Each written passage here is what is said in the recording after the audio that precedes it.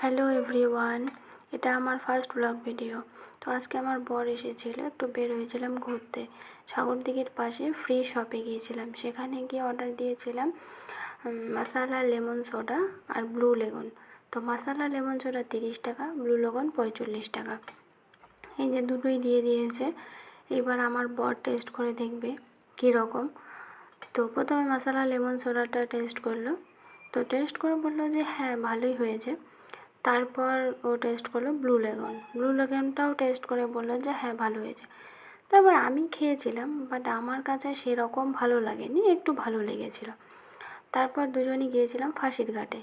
রাস্তাটা অনেক ফাঁকা ছিল, দুজনই অনেক এনজয় করতে করতে গেলাম, অনেক গল্প করলাম, ভালো লাগলো। অনেক দিন পর এসেছিলো তো, তাই অনেক ধরনের গল্প করলাম। গল্প করতে করতে চলে গেলাম ফাঁসির ঘাটে। তো ফাঁসির ঘাটে গিয়ে দেখলাম ভিউটা খুব সুন্দর। তারপর সেখানেই দুজনে বসে বসে অনেক এনজয় করলাম।